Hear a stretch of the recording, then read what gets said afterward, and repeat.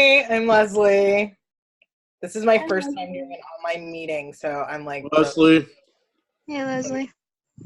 this is really interesting for Hey, me. Leslie. Um, so let me get started. So my sobriety date is March 20th of 2010. I have a sponsor. I just met with her today, actually. We're working step 6. I have sponsees. I have a home group, which is Mini-Paw, the Monday Night Newcomers and Young People in Alcoholics Anonymous. Yeah, I'm of service to AA wherever I'm asked to be of service, I freely give back what was so freely given to me. So what it was like was I was a very anxious child. I was the only 4-year-old I knew who had a therapist. I was prone to anxiety. I was prone to discontent. And there was never enough for me. Like, there was always something that I needed. And so I grew up in a family where, like, I was loved and told that I was important and I had values and morals and all those things. And none of those things was enough to keep me from drinking, because I had this hole inside of me that I filled with outside things that could never be filled. So I had my first drink at the age of 13. And I should clarify, I had my first drink at 8 when I accidentally got drunk at my aunt's wedding. And I remember thinking, like, I want to do this for the rest of my life. Like, it was the best thing that had ever happened to me. But I was 8 and I didn't know it was booze. I just knew I really liked that feeling. So at 13 was the first time I actively took a drink, knowing that I was taking a drink. And in an instant, I was wittier, tittier, and prettier than I'd ever been in my life. And I knew what I was going to do for the rest of my life. Like, whether I was a doctor, lawyer, bum on the street, I was going to be drunk while I was doing it, and I would be happy. And shortly thereafter, I became an everyday drinker, and which is really amazing to me because I was 13, and it's pretty hard for 13-year-olds to get booze, but I was around people who didn't mind giving 13-year-olds booze. And so my mom noticed, like, the 4th or 10th blacked out SUV dropping me off in the middle of the night, and was like, I gotta move her.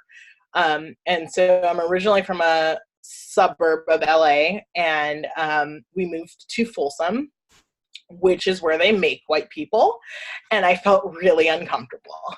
I had never been so out of place in my life. And I felt really distinctly different and unique from my peers. And I didn't know how to fit in, and I didn't know how to make friends. And but what I'm really good at is pretending like I want to do what you want to do. And so I became straight edge, which was really fun because, like, we didn't even take aspirin because it's a gateway drug, and pretty soon you're snorting oxys in the bathroom. Like, I was intense. And but, like, I could only be good for so long before, like, that pressure cooker would hit, and I would be like, I'd go back to LA and I would start drinking with my friends, and and then I would come back and talk about, like, how great it was to hang out with my grandparents when I spent no time with my family. So when I was about 15, some things happened to me that shouldn't happen to a 15-year-old girl, because the people that are willing to give 15-year-old girls booze are not the people that you generally want around a 15-year-old girl. And I had to make some choices, and I became obsessed with the idea of ending my life. And I tried to kill myself 3 times in a 3-month period right before my 16th birthday. And my mom took me out of school on the advice of the doctors and put me into this therapy group with a bunch of angsty teenagers. And what I can say about that is that angsty teenagers are not people you should take medical advice from, because what they told me, so what the doctor said was, don't drink because you have a mental illness and it'll make it worse. And what angsty teenagers told me was, drink, it'll make you feel better. And I was like, obviously I'm going to drink. And I started drinking again. And what happened was like all of those people who I had stopped drinking and pretended like I never drank with started drinking because I was drinking. And it became very apparent that I did not drink like a normal person. Whatever illusion of control I had previously was gone. Like I would show up at a party and a couple people would be smoking weed in this corner and a couple of people would be drinking a couple of beers, and I would show up with a bottle of Pop-Off and a bag of shrooms going like, let's go. And they're like, it's Tuesday. And like that never occurred to me, you know, like I didn't know that you could stop. So I met him who would control my drinking because we both didn't like who I was when I drank. And that lasted for about 6 months before I got blackout drunk and made out with his best friend, which was apparently the line in the sand. So don't do that. And I realized what my problem was. It wasn't that I drank too much. It was that the people around me didn't drink enough. And so I found people who drank the way that I wanted to drink. And they introduced me to powdered forms of alcohol, which was the second love of my life. And the only reason why I bring that up, because I understand this is a meeting of Alcoholics Anonymous, and I want to respect the traditions, is that I wasn't a has-been. I was a never was. Because cocaine put a fast forward drinking button on my drinking. Like I met women when I got sober who had been drinking for 30, 40 years and experienced the same feelings I had, and they had lost like husbands and jobs and dragged kids through it and houses. And, you know, I never had any of those things because anything that came before drinking immediately got pushed to the side because it's all I wanted to do. And so so my life just spiraled out of control. I did a geographic to LA, came back after burning that to the ground. And I moved back home, and on St. Patrick's Day of 2010, I got really severe alcohol poisoning by 3 o'clock in the afternoon, which is my favorite holiday because like you can get drunk at 3 o'clock in the afternoon and you're not an alcoholic, you're just having a good time.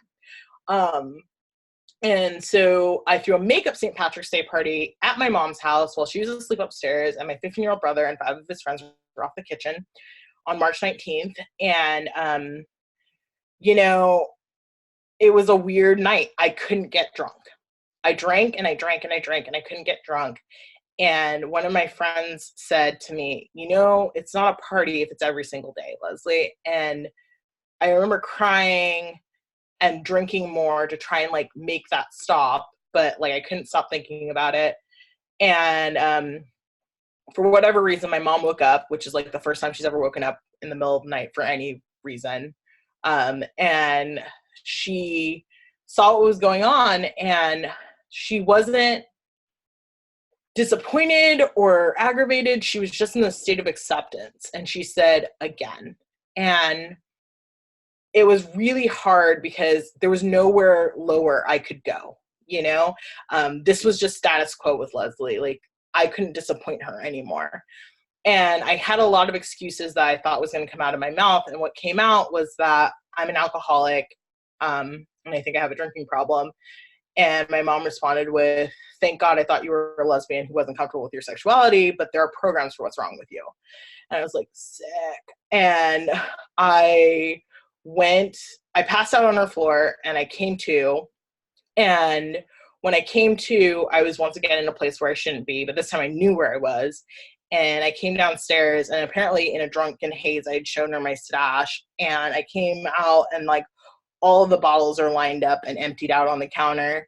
And she said, you have 2 options. You can go to treatment or you can leave. And I said, okay, well, I'm going to leave. And she says, well, hand me the keys to the car because the car's in my name. And I said, let's talk about treatment because I have the emotional constitution of a bruised peach. And I went to treatment, and that was on March 20th of 2010. So what the last 9 years, almost 10 years has been like, there's a lot that I want to say. My life didn't get better. It got different. The first 5 years of my sobriety was spent very superficially. because I was a party girl, you know, and so like I had party sobriety.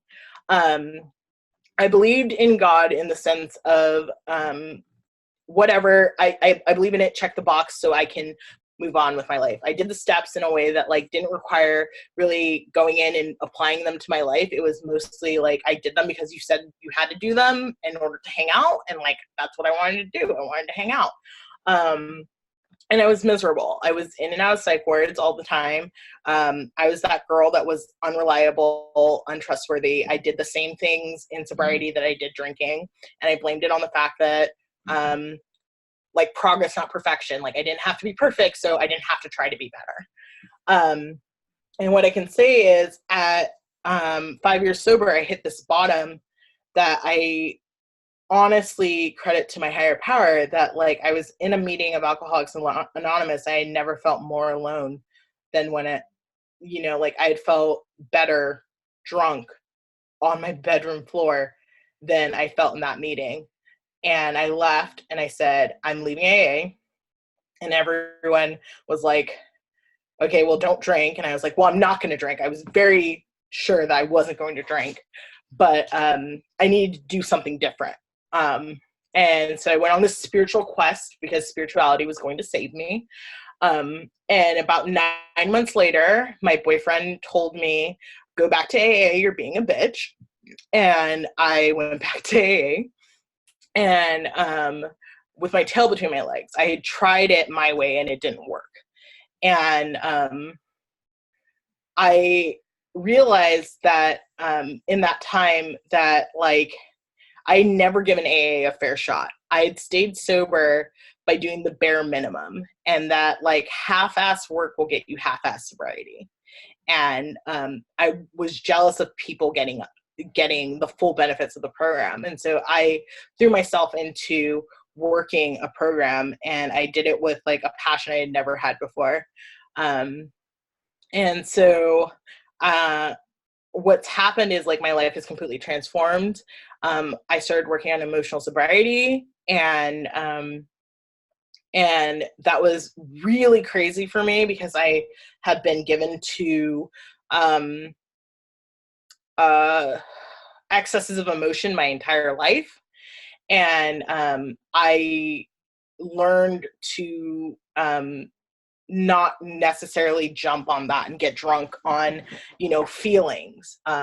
And I still have that problem. Like I still, like some days when I'm not spiritually fit, like it feels like I'm running around with my head cut off. And other days, you know, like I feel balanced and I'm okay and I'm in the center, you know, and like a lot of my life was spent going backwards and forwards and like on a pendulum, and I've learned to kind of like stay in the middle, and that center has gotten wider and wider the longer I've been working on emotional sobriety. So what it's like today is I have been given amazing gifts. I barely graduated high school, and I'm in college now. I have honors. Last semester I made the dean's list, and that was weird because I was always the girl with potential, you know, and I was always told like, look what Leslie could do if she only tried. And I never tried. And to see what happens is amazing. I have amazing friends. That's one of the weirdest things that like has come to me in this program. I wasn't a good friend when I got sober, and I wasn't a good friend for a majority of my sobriety. And now my friends were talking about like what kind of friend do you want to be? Like, I want to be a friend like Leslie. You know, she shows up when your car's broken down on the side of the road with a bottle of cold water, and she picks you up from the airport, and she like always picks up her phone, and she's there for you, and she's going to do this and she's going to do that. Like, that's the kind of friend I want to be. And I was just like, what? Like, I did all those things. Yeah, I'm that friend. I want to be that friend, you know? And it was weird to understand that like I've always thought of myself as flaky and unreliable. And now, you know, I'm dependable and I'm someone that people trust and respect and ask my opinion and trust that I know what I'm talking about. And if I don't know what I'm talking about, I'm going to say, I don't know. Here's someone that does, you know? And it's honestly, sobriety is the greatest gift I've ever been given. It is the place where I got to learn to do life, you know? I'm so grateful that I got sober at 20 because I grew up in the rooms, you know, and I see people who are getting sober now at my age. I'm 30 and they're like having to learn how to do life again. And I'm like, I can't imagine spending your entire 20s not doing this, you know? And like, I'm going to close with this. You know, the biggest thing that I have taken away in the last 9 years is that I got a second chance at life. When I was about 16 and I had first decided that I was going to kill myself, and I didn't succeed, I decided I would be dead by the time I was 25. And I held on to that idea for a really long time. Even into sobriety, I figured I would die young, leave a beautiful corpse. And, you know, that was pretty much how I lived and spent my life. And what happened for me is I turned 25 and I wasn't dead. And I had to suddenly do life with the idea that I was going to live. And I don't know that I could have done that without AA. Without people who had walked before me and said, you know, I thought that was going to happen to me. And, you know, now I, you know, do this. And now, you know, I got married and I got to have kids. And, you know, I went to school and I had a career and all of those things, you know. I don't have a life beyond my wildest dreams because my wildest dreams was being dead by the time I was 25. I have a life beyond someone else's wildest dreams. So I hope you got something from that, and thank you.